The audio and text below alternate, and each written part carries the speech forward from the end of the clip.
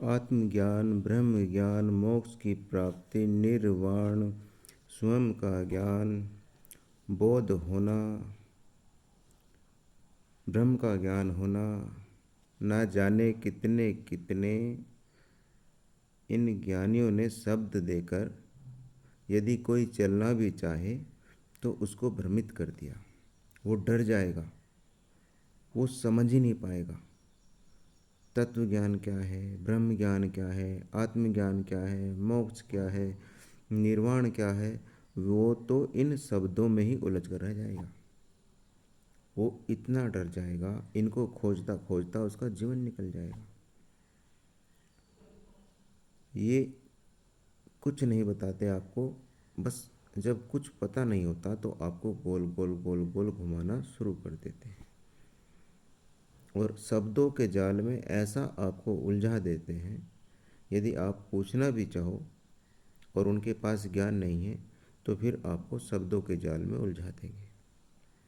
किताबों से पढ़ा है, संतों की वाणी सुनी है।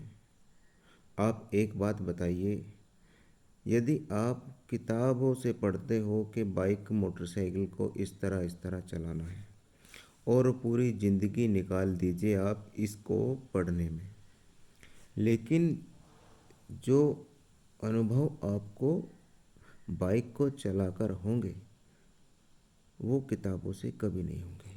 आप बाइक तभी सीखोगे जब आप उसको चलाना शुरू करते हो। रात दिन पढ़ते रहो, तोते की तरह रात दिन सुनते रहो बाइक कैसे चलती है, बाइक में इंजन होता है, बाइक में पहिए होते हैं। आप कभी भी कामयाब नहीं हो पाओगे। आपको अपना अनुभव लेना ही होगा।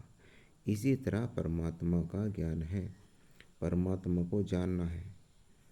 ये सब शब्दों का खेल है, लेकिन आत्मज्ञान होना, तत्वज्ञान होना, परमात्मा को जानना, ब्रह्म को जानना, स्वयं को जानना, मोक्ष होना, निर्वाण प्राप्ति, ये सब एक ही बात है। यदि आप किसी को तत्व से जान लो तो भी आपने उस वस्तु को जान लिया, उसके विषय में जान लिया। यदि आपको अपना आत्मज्ञान हुआ है, स्वयं का ज्ञान हुआ, क्योंकि अंदर आत्मा है, वही परमात्मा जिसको हम आत्मा भी बोलते हैं, उसको जानना भी बोध होना है।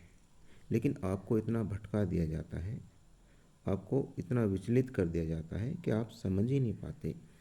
और सही अर्थों में देखो तो ये काम उनका होता है जो अधूरे गुरु होते हैं, जिनको पूर्ण ज्ञान नहीं होता। अधूरे गुरु ही आपको उलझाए रखते हैं। पूर्ण गुरु तो आपको तुरंत से तुरंत, कम से कम समय में ये चाहेगा निस्वार्थ भाव से कि आपको ज्ञान करा दिया जाए, आपको जिस चीज़ के आप वास्तव में हकदार हो उस चीज़ को दे दिया जाए। लेकिन ये अधूरे गुरु कभी आपको किताबी ज्ञान देंगे, कभी आपको किसी संत महात्माओं की वाणी सुनाएंगे। अरे आप भी तो संत बने हुए हो, महाराज बने हुए हो, आप भी तो इस लाइन में हो, आपने भी तो चोला पहना है, आपको कुछ और काम तो है नहीं, आप ग्रस्त तो रहे नहीं। फिर आपको काम क्या है? उस परमात्मा को जानना। और आपने पूरा जीवन निकाल दिया, उसके बाद भी आप कहते हो कि फला संत ने ये कहा, रविदास ने कहा, कबीरदास ने ये कहा। तो मैं पूछता हूँ कि आप क्या कर रहे हो? आप इस लाइन में आकर क्या कर रहे हो? जब आपके पास अपना अनुभव नहीं है तो आप क्यों चोला पहने बैठे हो, क्यों पाखंड फैला रहे हो? जब आपको ये कहना फलाने ने ये करा, ढिकाने ने ये करा, अरे आप अपना अनुभव बताओ, आपने क्या किया? उन्होंने तो किया, उनका समय था, उनका समय था, उन्होंने अपने समय पे लोगों को समझाया और उनको ज्ञान दिया। लेकिन आप क्या कर रहे हो?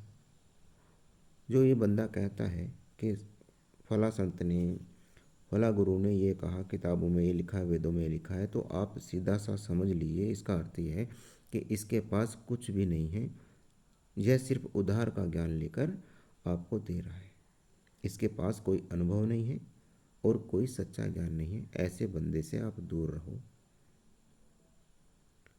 और अपना आत्म कल्याण करने के लिए ज्ञान प्राप्ति के लिए सभी तरफ से प्रयास करो। आप अच्छी किताबें भी पढ़ो, यूट्यूब पर भी आप चाहो तो अच्छी अच्छी वाणियाँ हैं, अच्छे अच्छे ज्ञानी हैं, उनको सुनो। अच्छे गुरुओं की जो वाणियाँ हैं, सत्संग होते हैं, उनको सुनो। और इसके साथ साथ आप ध्यान भी करो, क्योंकि ज्ञान एक स्तर से नहीं होता। ज्ञान एक गोले की तरह है और चारों तरफ से ऐसे घिरते हुए आता है। यदि आप एक रास्ते पर चलोगे, केवल ध्यान करोगे, तब भी आपको ज्ञान नहीं होगा। केवल सत्संग करोगे तब भी आपको ज्ञान नहीं होगा। आपको सारे कार्य चारों तरफ से चलना होगा, सारे चीज़ों को समझना होगा। आपको योग भी करना होगा, आपको तत्व ज्ञान भी समझना होगा, आपके जो मन है उसको भी समझना होगा, बुद्धि को भी समझना होगा। और मन के अंदर जो काम, क्रोध, मोह, लोभ, ईर्ष्या, राग, द्वेष है, ये कैसे उत्पन्न होते हैं, इसको भी समझना होगा। और ये शरीर कैसे कार्य करता है, इसको भी समझना होगा। जड़ को भी समझना होगा, जिसको जड़ बताया जाता है, और आपको चेतन को भी समझना होगा। जब आप सबको समझना शुरू करोगे, तब आपको परमात्मा समझ में आएगा, या ये आत्मा समझ में आएगा। क्योंकि परमात्मा से सब कुछ बना है। यदि आप काम को, क्रोध को, मोह को, लोभ को छोड़कर भागते हो, तो आपको परमात्मा कभी समझ में नहीं आएगा। क्योंकि ये भी परमात्मा की ही देन है, ये भी आत्मा के ही गुण है। यहाँ कुछ भी विकार नहीं है। इस चीज़ को आप दिमाग में बैठा लो, कुछ भी विकार नहीं है। उसका हमें ज्ञान नहीं होता, उसको कैसे इस्तेमाल करना है और कितना इस्तेमाल करना है, उस विधि को नहीं जानते, इसलिए विकार हो जाता है। जैसे मान लीजिए आप खाना खाते हो और आप डेली 10 रोटी खाते हो, और यही रोटी जो आपके लिए जीवनदायिनी शक्ति है, अगर आप 50 खा लोगे तो आपके लिए जहर बन जाएगा, आपका शरीर बीमारियों से ग्रस्त हो जाएगा। इसी प्रकार जीवनदायिनी शक्ति है काम।